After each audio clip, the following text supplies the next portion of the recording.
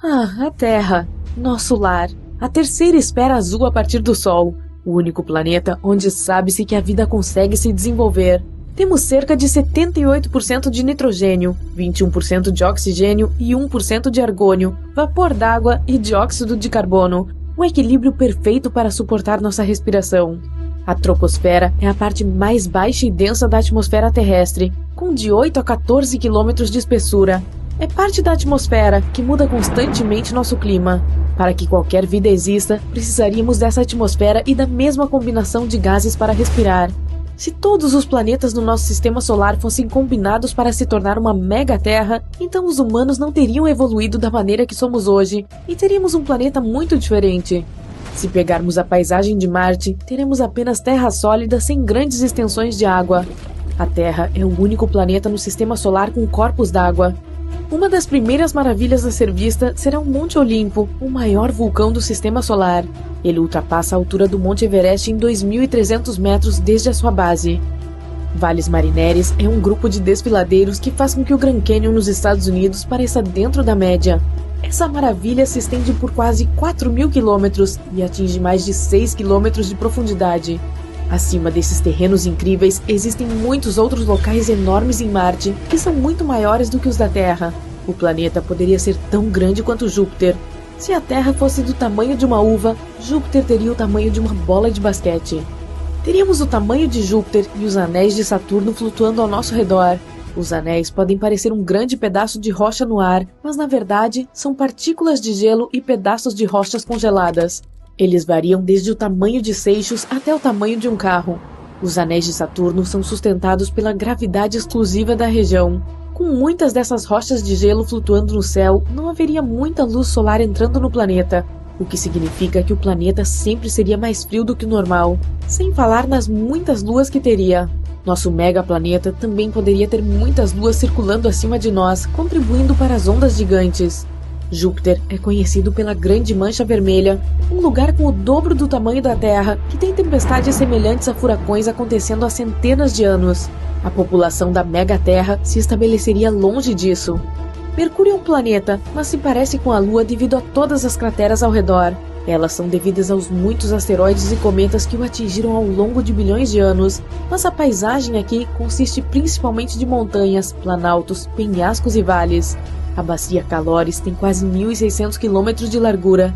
Acredita-se que tenha sido formada por um cometa. Os desertos da Terra são sobretudo quentes e consistem em dunas, mas também possuem planícies e pequenas colinas. O maior deserto do mundo é o continente Antártico. Mercúrio não tem atmosfera para reter calor, então fica muito quente lá quando o Sol está voltado para ele e muito frio quando o planeta se afasta da estrela. Nessa mega-terra combinada, os desertos provavelmente teriam uma paisagem semelhante à de Mercúrio. Os animais que viveriam nela provavelmente seriam algo como escorpiões gigantes e cobras do deserto, que tomam sol durante o dia e saem para caçar à noite.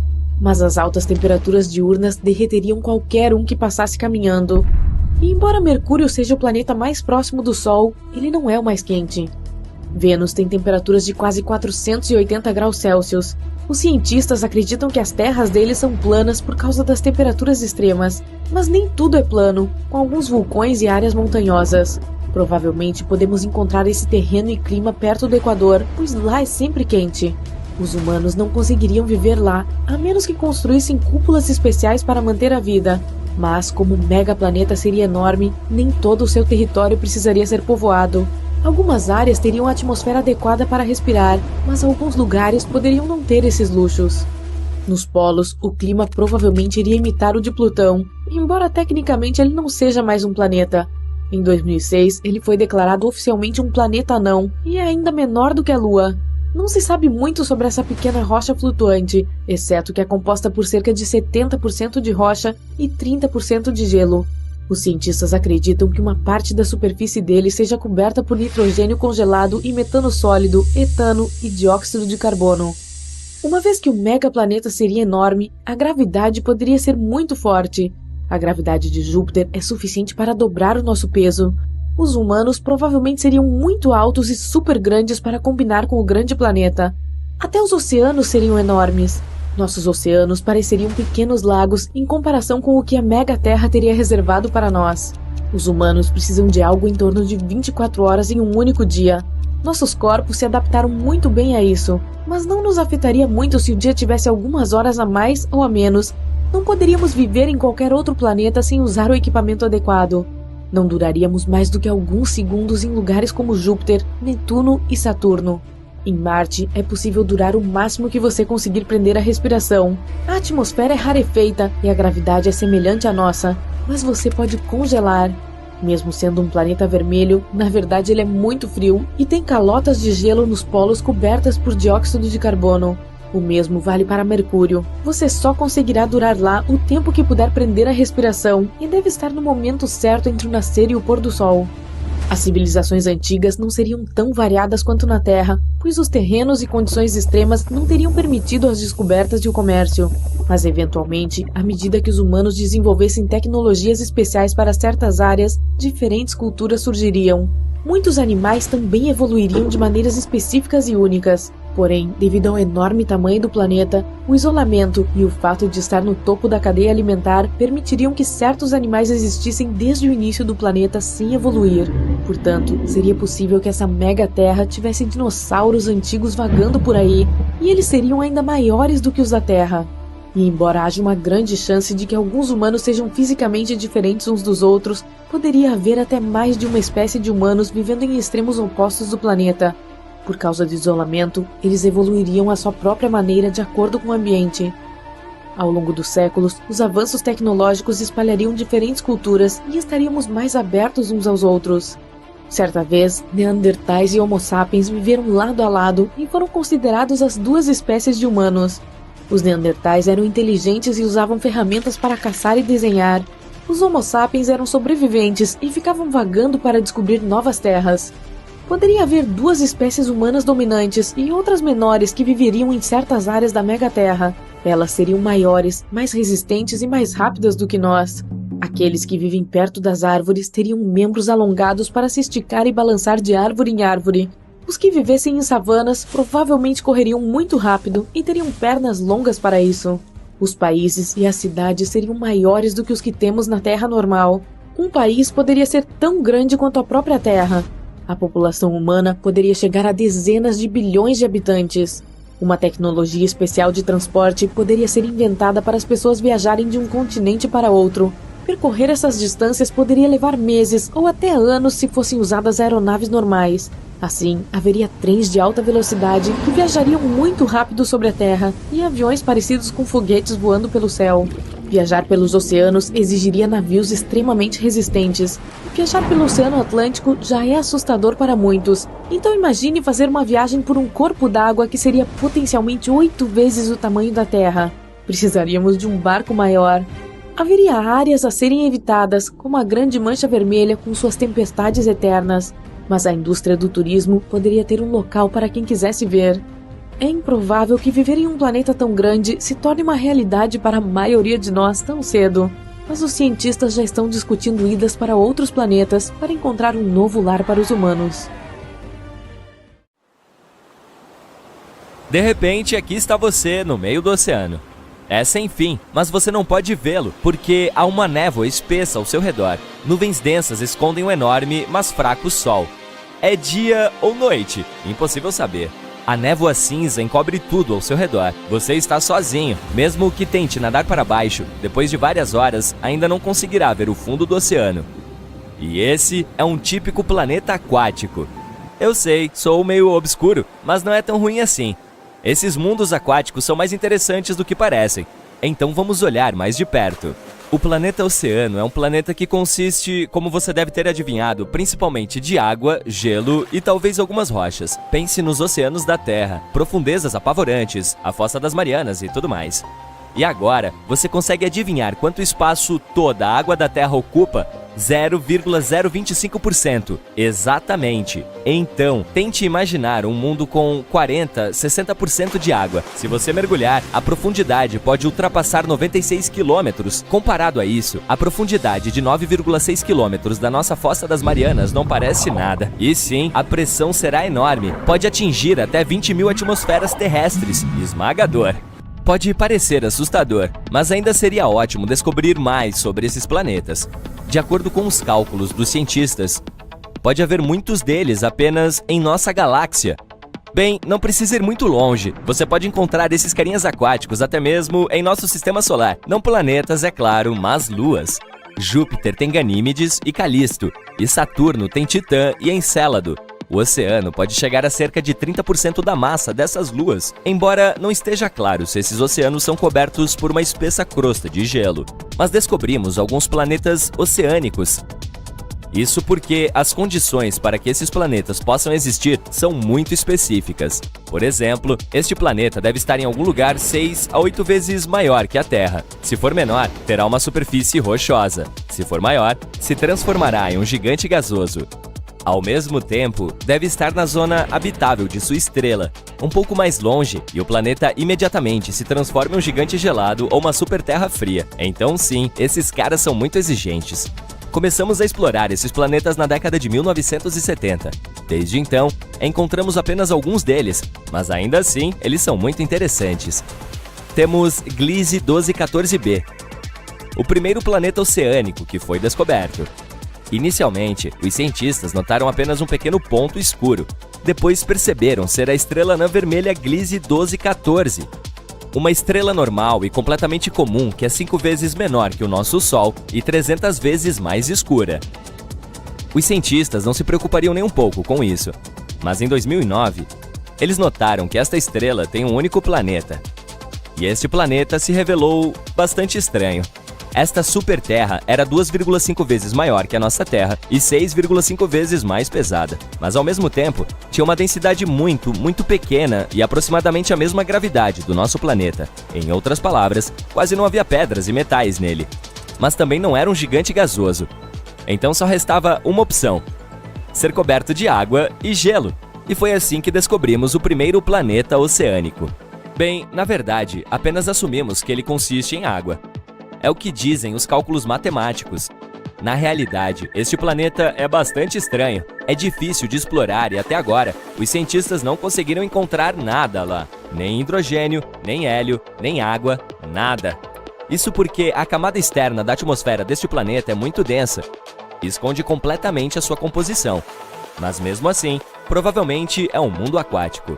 Gliese 1214b está muito próximo de sua estrela. Está a apenas 0,014 unidade astronômica de distância, que é menor que a distância entre a Lua e nós. Um ano lá dura cerca de 36 horas, e as temperaturas, para dizer o mínimo, são simplesmente selvagens. Os cientistas sugerem que a temperatura média pode atingir de 120 a 280 graus Celsius. Caraca, que calor! Você se lembra da descrição assustadora do início? Bem, na verdade, passar um tempo no Gliese 1214b seria um pouco diferente. Algo tipo nadar em uma caldeira a vapor. Por causa dessas temperaturas colossais, o oceano na superfície estará constantemente em um estado próximo à ebulição, sem realmente chegar lá. Então, imagine como seria descer até a superfície deste planeta, voar entre as nuvens de vapor e então, de repente, chegar na água. Quê? Mas quando cheguei aqui? Seria assim, pois a fronteira entre vapor e água em Gliese 1214b deve ser muito tênue. Claro, seria impossível nadar até o fundo desse oceano, mas o mais provável é que esse fundo seja coberto por uma camada muito espessa do chamado gelo quente. É semelhante ao gelo normal, mas não se importa com as leis da física, então simplesmente não derrete, mesmo em temperaturas enormes. E a espessura desse gelo pode chegar a 5.000 quilômetros. Então é isso para o assustador Gliese 1214b e nenhum Airbnb à vista. Agora, embora não possamos garantir 100% que ele seja um mundo aquático, ainda temos outro candidato para esta posição. Um planeta recém-descoberto chamado TOI 1452b, localizado na constelação do Dragão, está a quase 100 anos-luz de distância de nós. Foi descoberto usando o telescópio TESS por um grupo de pesquisadores da Universidade de Montreal. Este planeta também pertence à classe das superterras. Ele é 7 vezes maior que o nosso planeta, mas 48 vezes mais pesado. Novamente, tudo isso está em uma densidade muito baixa. Por isso, os cientistas sugeriram que pode ser quase completamente formado por oceanos. Aqui tivemos um pouco mais de sorte. Este mundo não será apenas uma poça gigante e um pouco de gelo espesso. Neste planeta, provavelmente existe uma superfície rochosa nas profundezas da água, como nos oceanos que conhecemos. Mas não fique muito animado. As semelhanças acabam por aí. TOI 1452b também orbita uma pequena anã vermelha. Não apenas uma, mas duas pequenas estrelas. Ao mesmo tempo, se o planeta anterior estava perto do seu Sol, este, ao contrário, está muito, muito longe. 2,5 vezes mais distante de suas estrelas do que Plutão está do Sol e se move em grande velocidade. Um ano dura apenas 11 dias. Mas ainda não sabemos muitas coisas sobre ele. Provavelmente obteremos novas informações quando os cientistas observarem pelo telescópio James Webb. Bem, é isso. Temos que dar tempo ao tempo. Você esperava outra coisa? Tá bem, sei qual é a pergunta que mais te incomoda. Pode existir vida? Bem, esta é uma pergunta difícil. Todos sabemos que a água significa vida e, além disso, esses planetas estão nas zonas habitáveis de suas estrelas. Então, potencialmente, sim, pode haver vida. Não uma civilização completa, é claro. Mas bactérias, peixes e alguns monstros gigantes assustadores. Quero dizer, por que não? No entanto, isso é muito improvável. A água por si só não é suficiente para gerar vida, embora seja muito importante. Também são necessários alguns microelementos e minerais e, infelizmente, para a maioria dos planetas aquáticos, a composição consistirá apenas em água e gelo muito espesso. Não haverá nenhum mineral lá. Mas não desista! Ainda existe alguma probabilidade. Em primeiro lugar, existem os meteoritos e cometas. Quanto mais eles colidirem com o planeta, maior a probabilidade de trazerem os minerais necessários para o oceano e, assim, a vida começar. Em segundo lugar, o TOI 1452b realmente contém esses minerais. Sim, não sabemos a que profundidade o fundo rochoso fica localizado, mas, se ele existe, certamente algo poderia ter se originado lá. Vamos torcer para que as novas pesquisas com poderosos telescópios nos permitam descobrir a verdade. E, quem sabe, talvez um dia possamos visitar um planeta assim. Você está caminhando por uma duna de areia íngreme, um passo de cada vez, sem fôlego, exausto. Você perdeu muita água e seu corpo está começando a desistir. Você sabe que não pode continuar por muito mais tempo. Finalmente, você chega ao topo da duna. E lá, à sua frente, está o que você não queria ver. É tão horrível que leva segundos para você compreender o que enxerga. Estendendo-se até o horizonte, tem um mar enorme, de dunas de areia sem fim. Você está sozinho, perdido, sem esperanças, longe da salvação, no planeta Arrakis.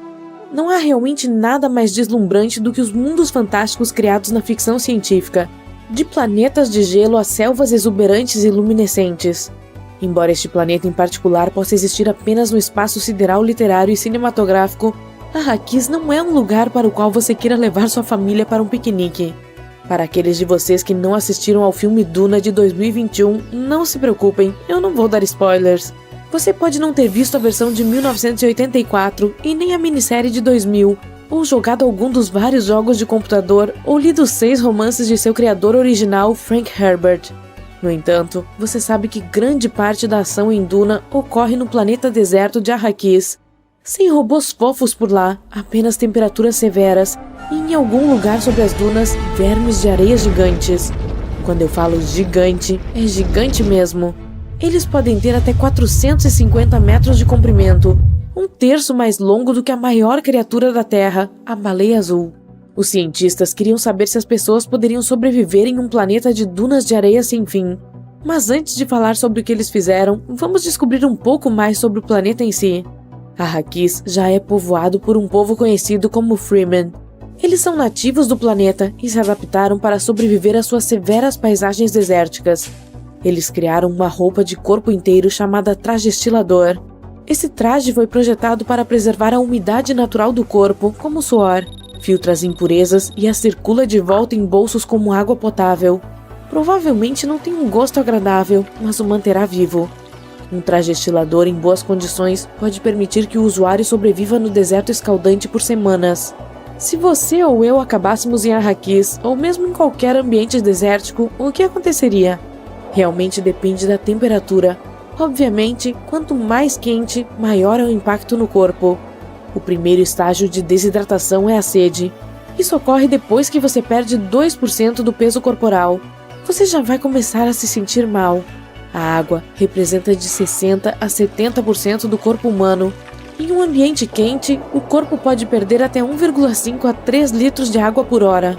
Você começará a suar menos e sua temperatura corporal aumentará.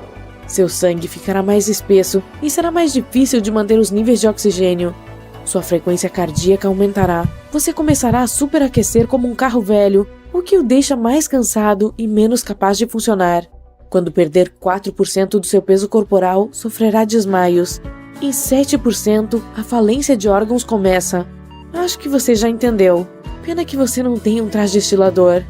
Felizmente, os filmes não nos transportam fisicamente para algum lugar.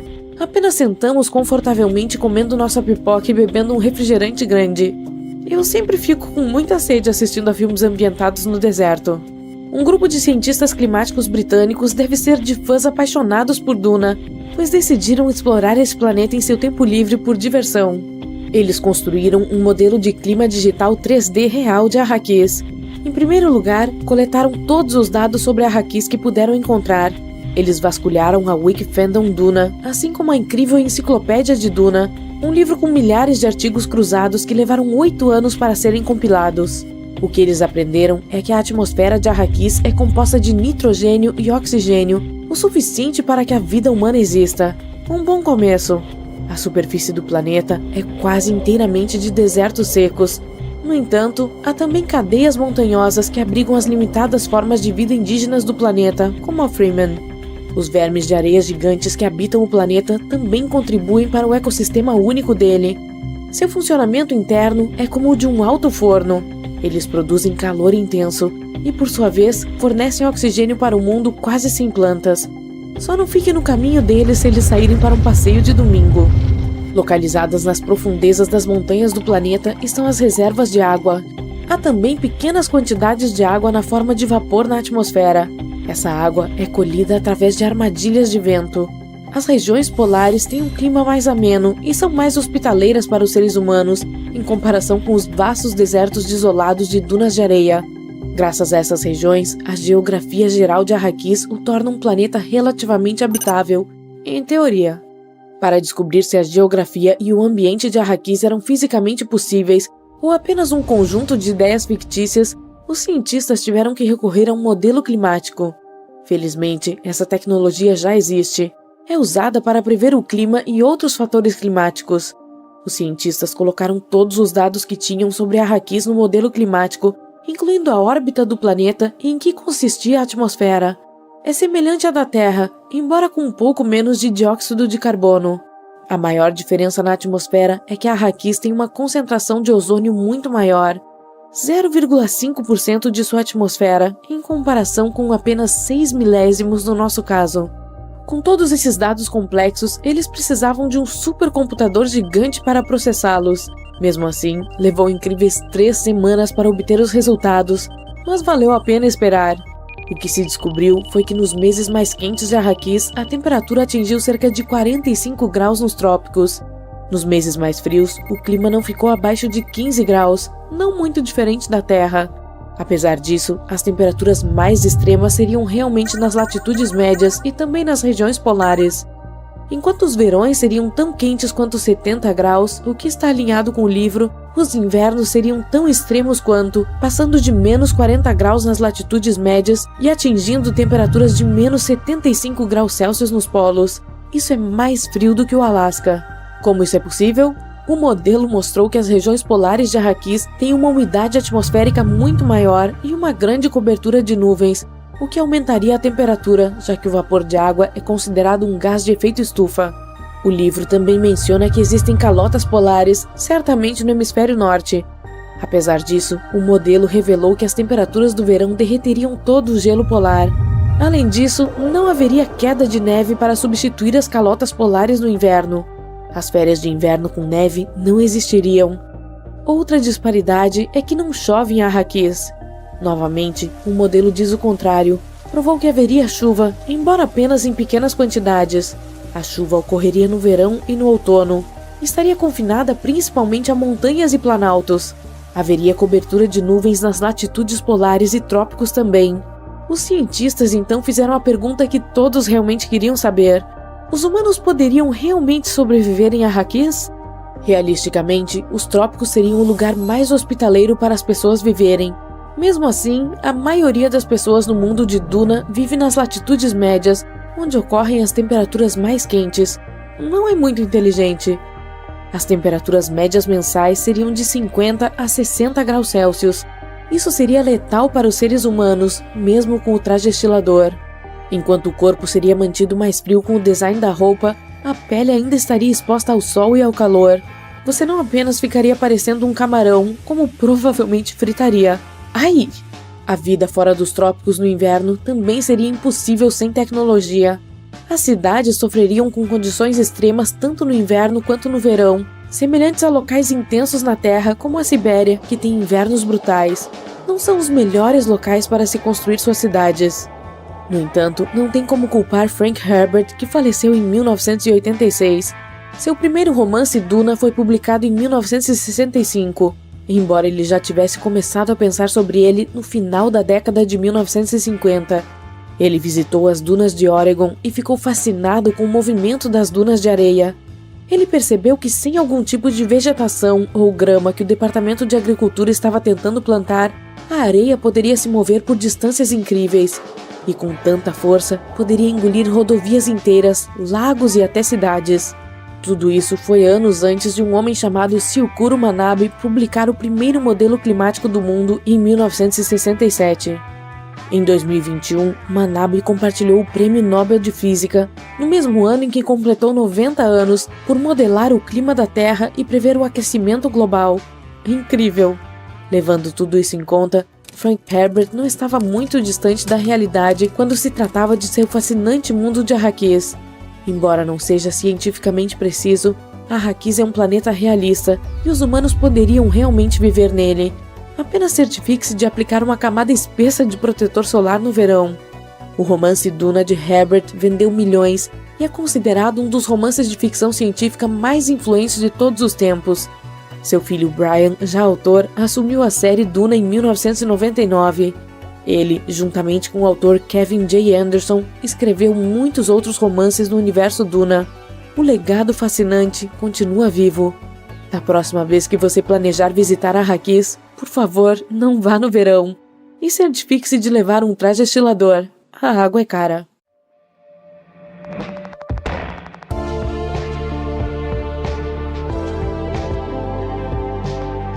Confira só.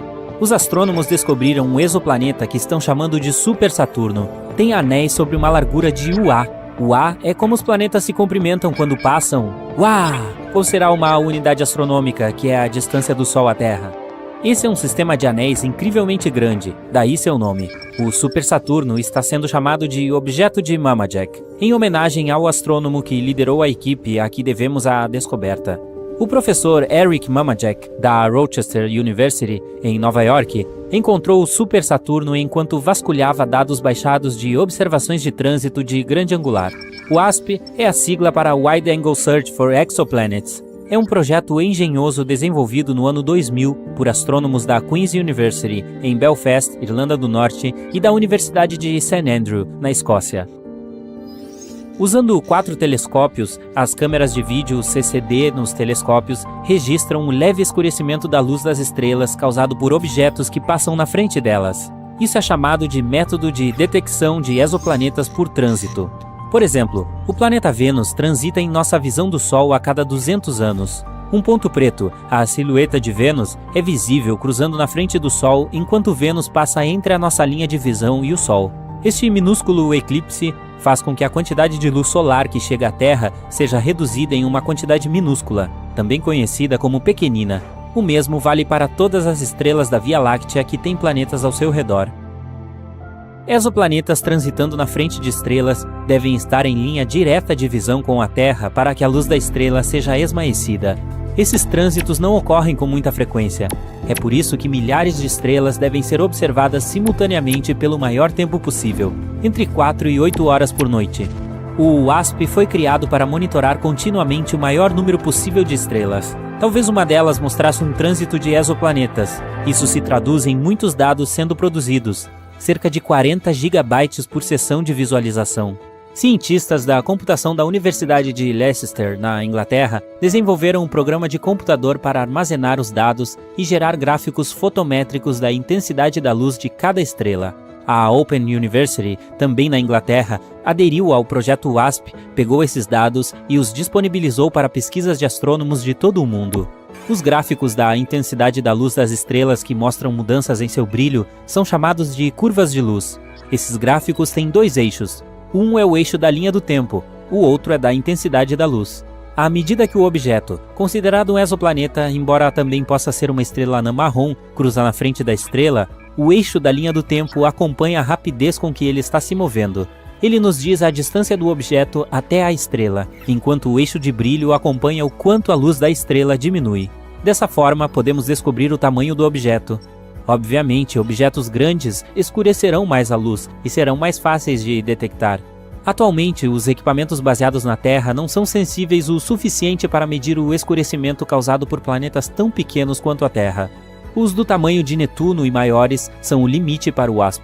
No entanto, o telescópio espacial James Webb, que agora está em operação, tem uma sensibilidade muito maior e será capaz de resolver os trânsitos de exoplanetas do tamanho da Terra.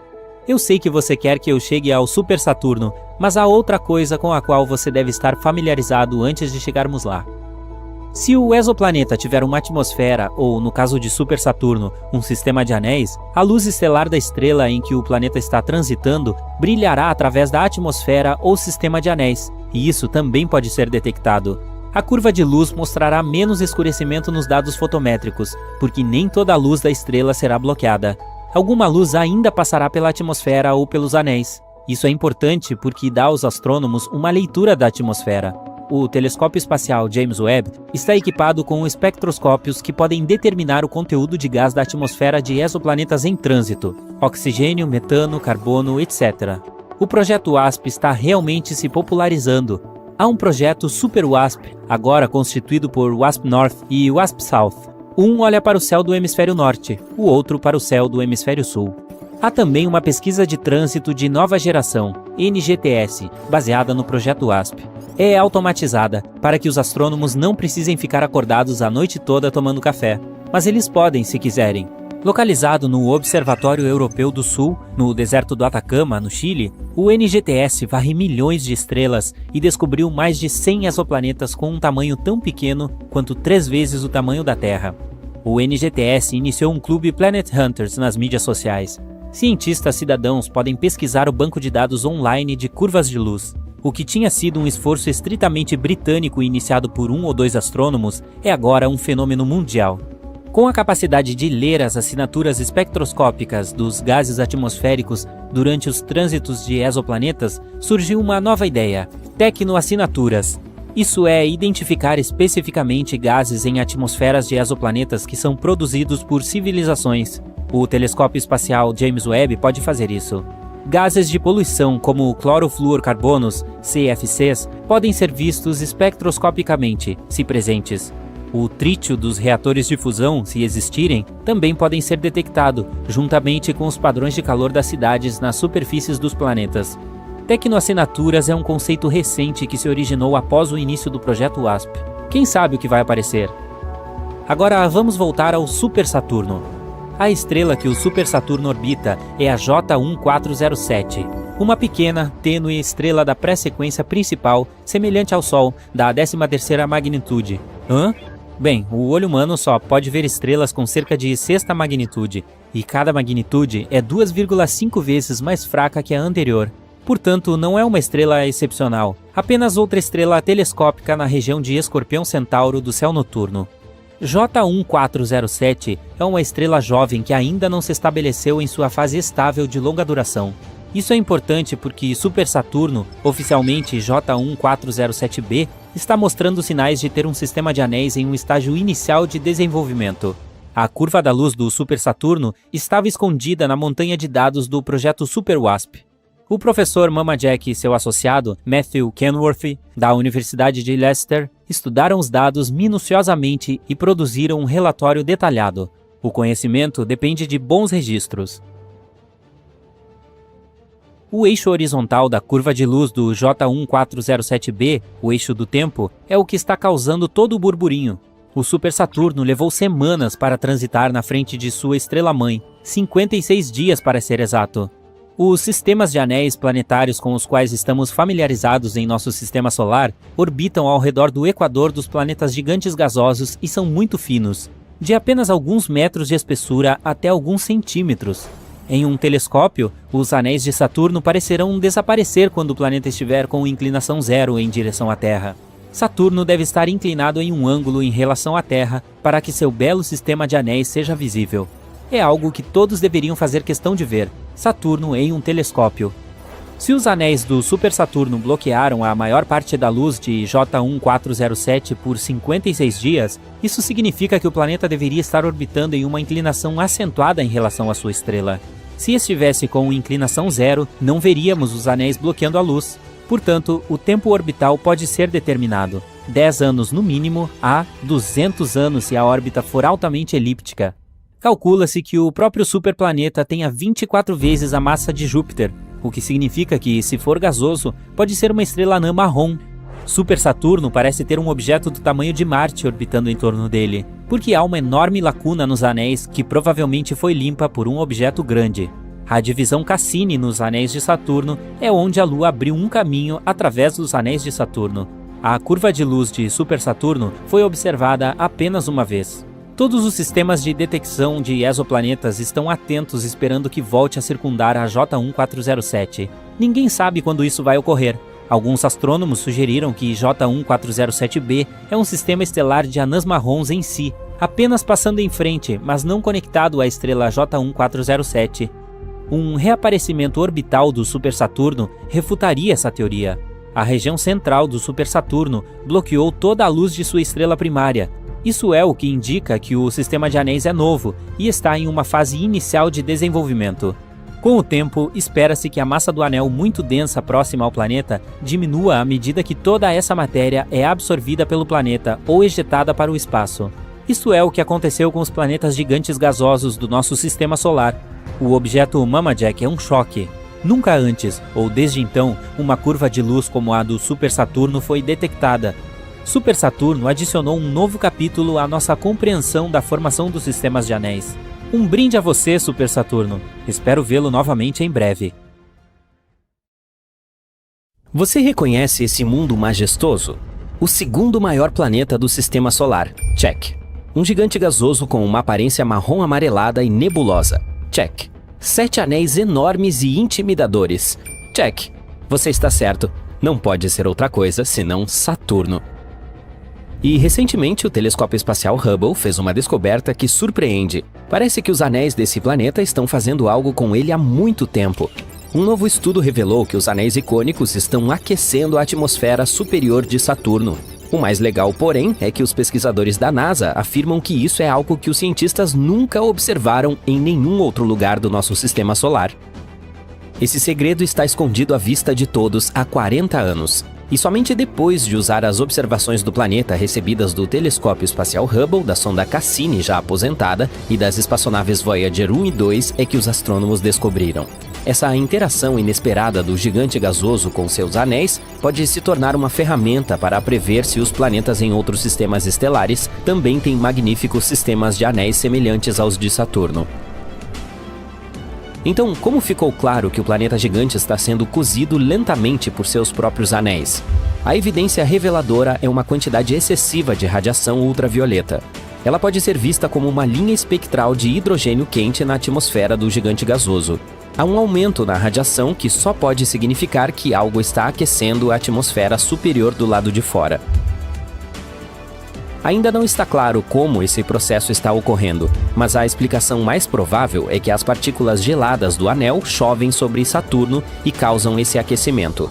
Mas também pode ser o impacto de pequenos meteoritos ou as partículas do vento solar. O aquecimento pode ser causado pela radiação ultravioleta solar ou por algumas forças eletromagnéticas que captam poeira eletricamente carregada.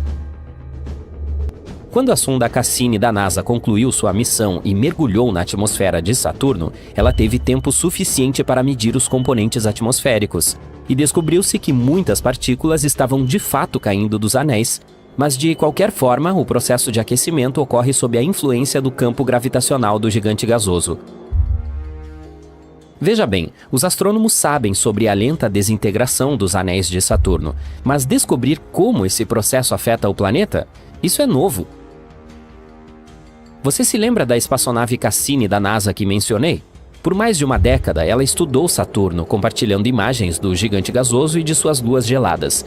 Ela nos levou a mundos maravilhosos, onde rios de metano corriam para mares de metano e jatos de gás e gelo lançavam material para o espaço. Essa mesma Cassini também estudou a magnetosfera de Saturno.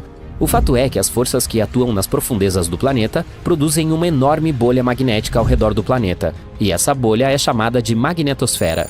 Infelizmente, os astrônomos ainda têm pouquíssimas informações sobre esse fenômeno em Saturno, pois os campos magnéticos são invisíveis e, obviamente, são mais bem estudados de dentro. Imagine o seguinte: fluxos de milhões de quilômetros por hora de partículas eletricamente carregadas do Sol, também conhecidas como vento solar, estão se espalhando pelo sistema solar. De repente, algo aparece em seu caminho. É o campo magnético de Saturno. Ele protege o planeta, fazendo com que as partículas solares se afastem. Como resultado, as forças magnéticas do Sol estão se enfurecendo fora da magnetosfera de Saturno, enquanto dentro da bolha protetora do gigante gasoso, suas próprias forças magnéticas dominam.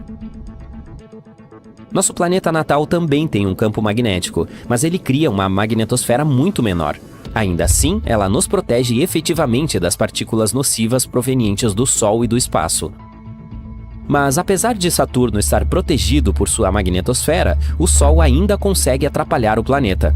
Ventos energéticos da nossa estrela varrem o gigante gasoso, causando enormes auroras.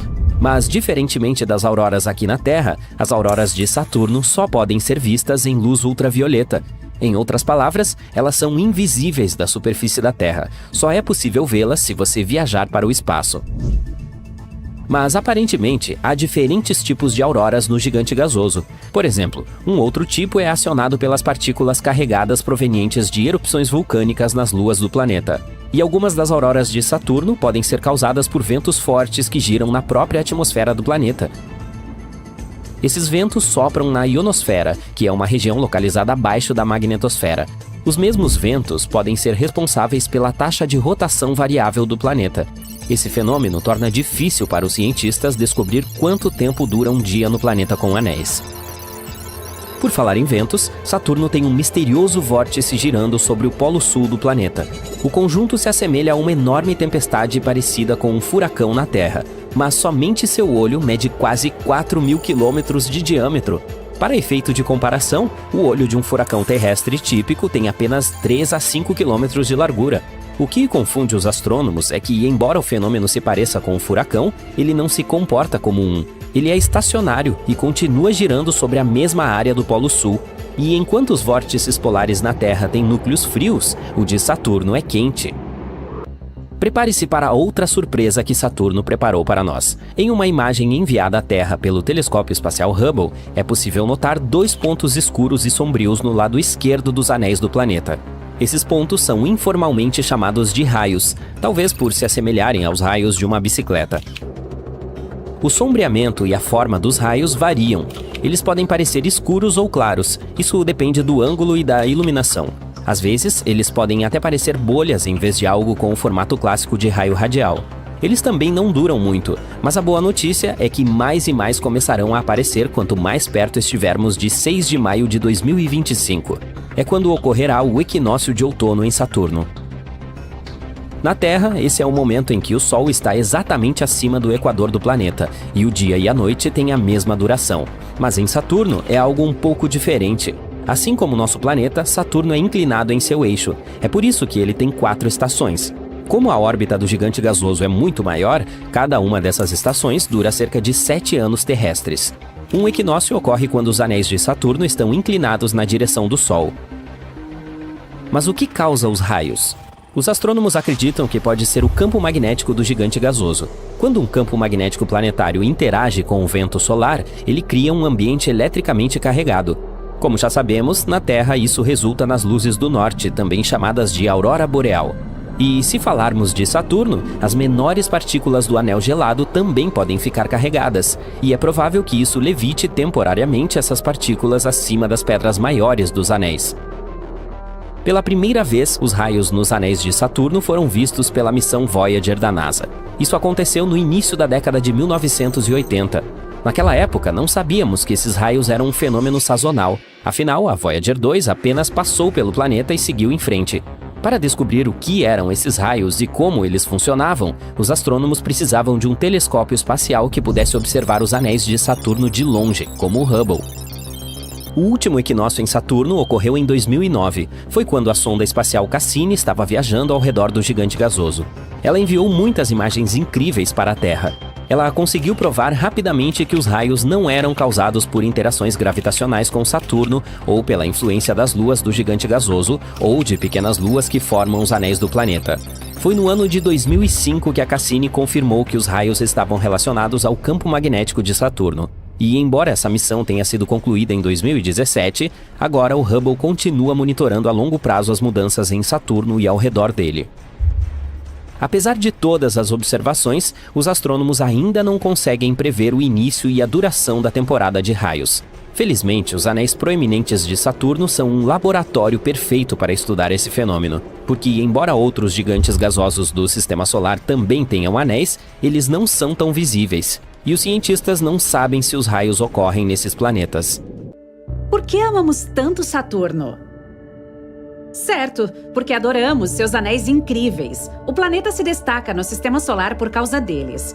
Os anéis principais têm um diâmetro de 273.588 quilômetros. Mas sua espessura não passa de 91 metros. O anel mais lento e externo de Saturno gira a cerca de 164 km por segundo. Ele é mais lento do que a rotação do próprio Saturno. Mas você sabia que Saturno não teve anéis durante a maior parte de sua história? Vamos descobrir como eles se formaram. Por meio da última missão Cassini no planeta, os pesquisadores puderam estimar a massa dos anéis, que é de 15 bilhões de quilos. Além disso, determinaram que os anéis tinham entre 10 e 100 milhões de anos. Muito mais jovens do que o próprio planeta. O fato é que os anéis só parecem sólidos. Eles são feitos de bilhões de pedaços de rocha e gelo. Podem ser minúsculos, parecendo grãos de açúcar. Ou tão grandes quanto uma casa, ou até mesmo montanhas. Os pedaços mais internos de gelo e rocha disparam pelo espaço a cerca de 83 mil quilômetros por hora. Há raios misteriosos em seus anéis. Parece que eles se formam e se dispersam em apenas algumas horas. Esses raios podem consistir em folhas eletricamente carregadas de minúsculas partículas formadas quando pequenos meteoros atingem os anéis.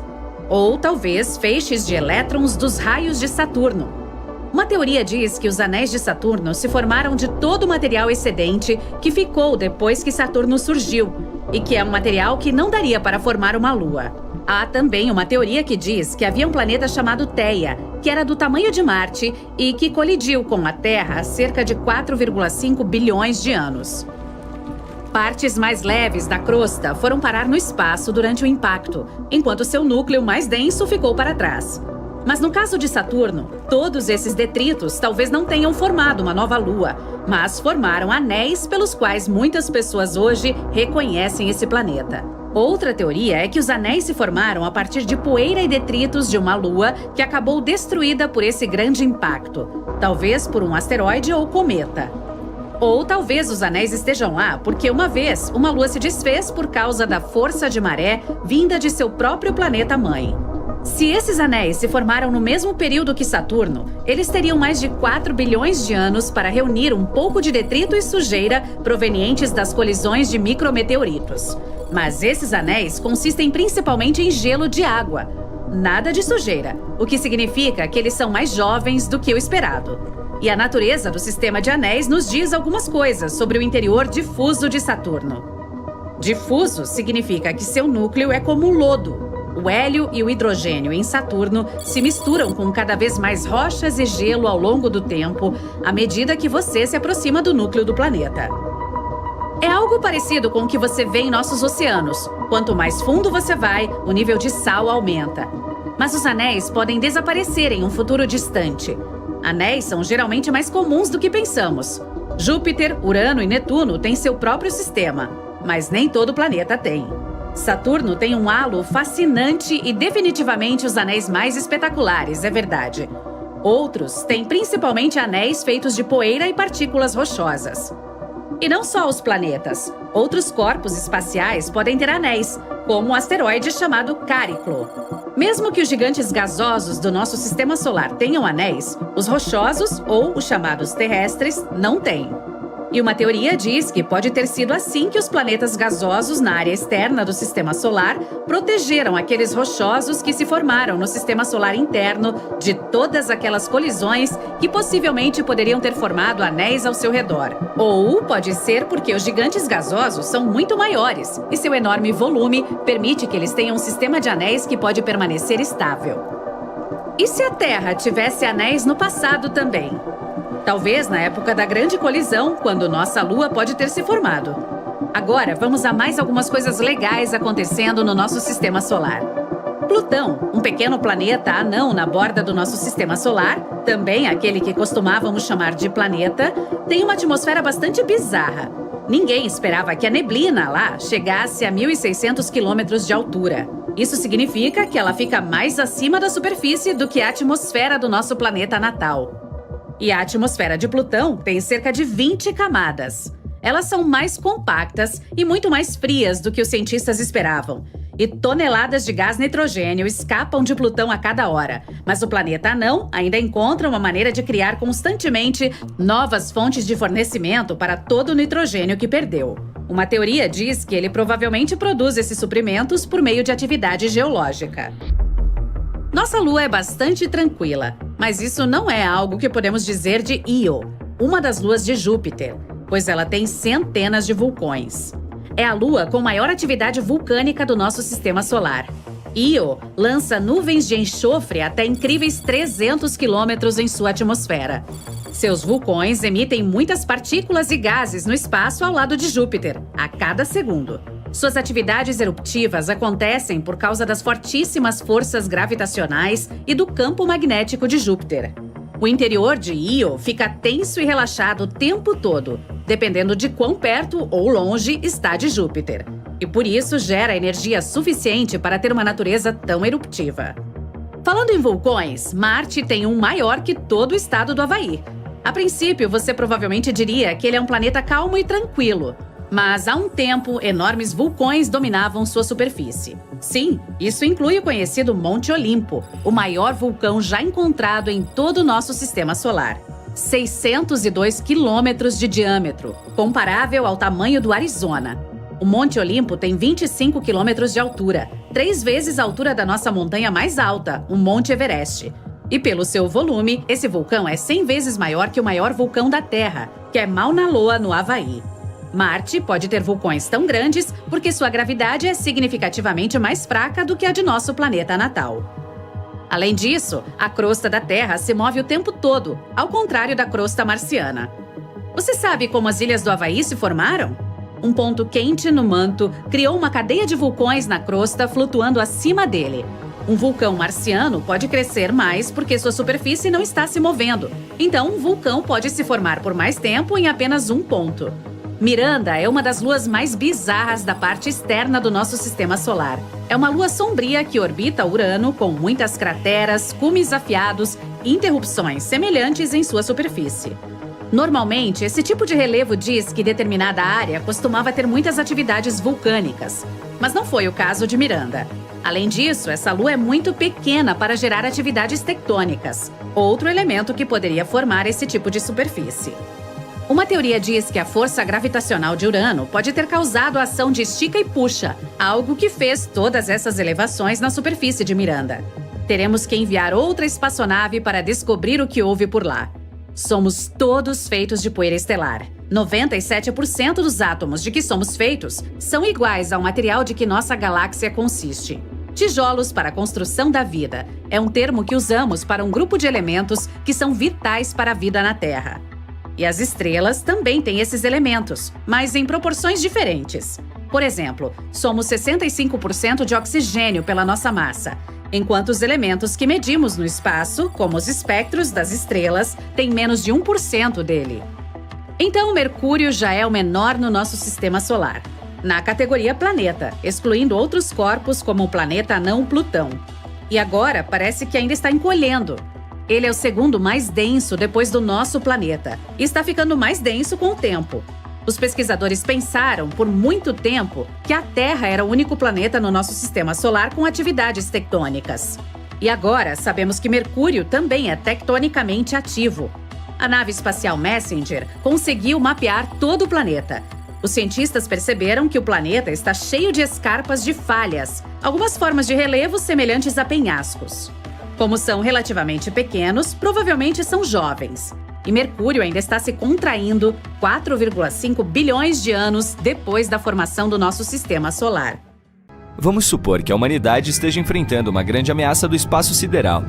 E imagine que um polvo gigante comedor de planetas venha ao nosso sistema solar para comer Vênus, Marte, Terra, Júpiter e outros, exceto Saturno. Portanto, as pessoas decidem se mudar para o gigante de anéis gigantes. Felizmente, elas já dispõem de tecnologias interessantes que lhes permitem fazer essas viagens. Então, rapidamente, entramos em naves gigantes, decolamos e voamos para lá. A vida no próprio planeta é impossível porque ele não tem solo firme. Não será possível aterrissar lá. Saturno é uma bola de gás gigante, 9 vezes maior que a Terra. Para comparar seus tamanhos, observe uma moeda de 5 centavos e uma bola de beisebol. E a atmosfera do planeta consiste principalmente de hidrogênio e hélio. Portanto, se a nave começar a aterrissar, nunca chegará a um solo firme, e quanto mais baixo ela for, maior será a pressão que sofrerá. Por fim, será esmagada. Assim, só temos uma opção: os anéis de Saturno. Eles são formados por partículas gigantes, médias e minúsculas de gelo e rocha que voam ao redor do gigante gasoso a uma velocidade tremenda. Se originam de cometas que passaram voando. A gravidade de Saturno tirou esses corpos celestes de seu curso e os esmagou com sua pressão. Os fragmentos começaram a se acumular ao redor dele, formando anéis. Algumas dessas partículas voam mais rápido, outras são mais lentas. O mais próximo do planeta é o anel D. É seguido pelos anéis C e B. Em seguida, há uma grande lacuna chamada divisão Cassini. Os anéis A, F, G e E vêm depois. Essa classificação é muito conveniente para a criação de um mapa. Portanto, as pessoas se aproximam, mas não se atrevem a pousar neles. Primeiro, elas enviam cápsulas de teste com robôs para explorar a área. Estes escolhem um local adequado no anel E. De fato, a distância entre as rochas é bastante grande e a nave pode voar facilmente até lá. Há partículas minúsculas, pedras enormes do tamanho de uma casa e cometas do tamanho de uma montanha inteira. O primeiro robô voa até uma grande rocha em alta velocidade. Nesse momento, uma do tamanho de uma bola de beisebol perfura o corpo dele. Outro é esmagado entre duas que se chocam. O terceiro fica preso em uma chuva de pingentes de gelo afiados e se quebra. As pessoas têm grandes oficinas de engenharia em suas naves e, por isso, constroem novas cápsulas e novos robôs.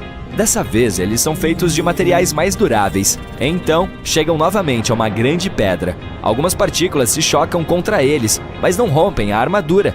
As máquinas montam uma pequena estação em uma rocha voadora, onde as pessoas podem viver.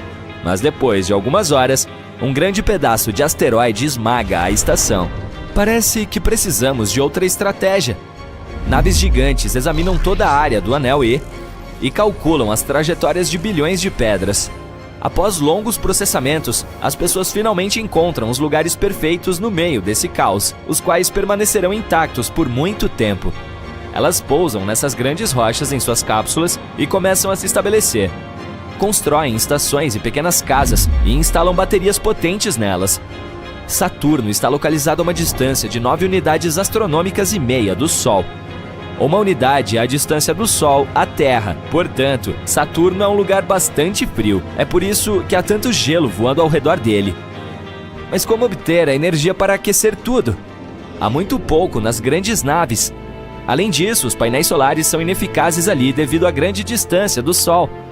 Assim, os cientistas criaram uma maneira de gerar energia cinética a partir de pedras voadoras. É como um moinho de vento. Quando ele aciona os ventiladores, esses movimentos são convertidos em energia. Então os engenheiros constroem painéis que coletam energia das rochas em movimento. Mas isso não diminui a velocidade delas, porque a gravidade de Saturno continua a movê-las. Dessa maneira, as pessoas recebem uma fonte de energia quase ilimitada. Algumas estações espaciais têm plantas e árvores que produzem oxigênio por meio da fotossíntese. Só que, em vez de luz solar, elas obtêm energia do ultravioleta. Em seguida, as pessoas enchem grandes tanques com oxigênio e os levam para suas casas. E começam a ocupar os anéis adjacentes. Não é necessário usar muito combustível para ir de um lugar a outro. É possível pousar em uma rocha, calcular a rota e esperar que ela leve até o ponto necessário. Depois, é só ir para outra e assim por diante até chegar ao destino. Cada vez mais gente deixa suas naves e se muda para os anéis. Parece que a vida está melhorando, mas então começam os problemas psicológicos. O movimento constante no vácuo do espaço leva todos à loucura. Imagine viver em um carrossel que nunca para. Não dá para ir até a loja quando quiser, porque ela sempre voa para longe. Ninguém pode sair para caminhar, mesmo com um traje espacial, porque é uma chance de se deparar com uma pedra voando em alta velocidade. Não se pode planejar nada, porque, a qualquer momento, os planos podem ser arruinados por um pedaço gigante de gelo. Os computadores também não ajudam. Eles não conseguem calcular as trajetórias de todos os corpos espaciais. As rochas tendem a se quebrar e se dividir em centenas de outras menores. Além disso, novos cometas passam voando e também se tornam parte dos anéis. Tudo isso gera incerteza e causa uma sensação de ansiedade. Sem contar que é escuro, frio e muito solitário nos anéis. Pense em construir uma base em um objeto espacial, mas seu melhor amigo aterrissa em outro, a alguns quilômetros de distância. Então, um pingente de gelo gigante se choca contra a rocha dele e aumenta a velocidade. E alguns dias depois, seu amigo está muito longe. E é algo que acontece o tempo todo. A única maneira de mudar sua vida é se estabelecer em uma das luas de Saturno. O planeta tem 83 delas. Já foram confirmadas e nomeadas 63. Faltam outras 20 ainda. Todas são como mundos diferentes. Algumas podem ser habitáveis. E a melhor candidata entre elas é Titã. Pode haver água nela. E sua pressão atmosférica é apenas 1,5 vezes maior que a da Terra.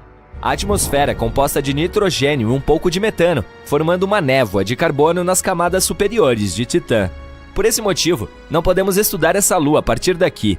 Mas o mais legal é que ela voa fora dos anéis de Saturno. Isso significa que seria possível levar uma vida tranquila lá. Há também o satélite Phoebe, coberto de crateras como a nossa lua. Esse corpo celeste gigante se parece mais com um meteorito gigantesco. As pessoas têm muitas opções de onde começar uma nova vida. Durante algumas centenas de anos passados em naves perto de Saturno, a humanidade aprenderia tudo sobre seus satélites. Mas por que os humanos tentaram viver nos anéis? Por que não aterrissaram em uma das luas desde o início? Porque, assim, este vídeo seria menos divertido e muito mais curto. Mas e se tivéssemos nascido inicialmente dentro dos anéis de Saturno? Digamos que um meteorito enorme com água congelada tenha sido capturado pela gravidade do planeta. Havia as formas de vida mais simples dentro do gelo, que começaram a se desenvolver. Imagine que a grande rocha conseguiu permanecer intocada por centenas de milhões de anos. E durante esse tempo, surgiram os seres humanos. Mas é claro que lá eles seriam muito diferentes. Em primeiro lugar, não experimentariam forças gravitacionais. Isso os tornaria mais altos, porém mais fracos. A pele seria pálida devido à falta de luz, mas muito resistente graças às baixas temperaturas. E também áspera por causa das partículas de gelo e grãos de areia voando no espaço. Com essa armadura biológica sem gravidade, eles pulariam de uma rocha para outra em busca de comida e água. E a propósito, esse seria o principal problema. Como as pessoas sobreviveriam sem oxigênio no vácuo do espaço? Onde conseguiriam alimento? Os anéis de Saturno são um lugar bastante perigoso e sem vida. Se nem mesmo as formas mais simples de vida existem lá, como se originaria uma tão complexa como a humana? Portanto, mesmo em teoria, o surgimento da humanidade seria impossível lá.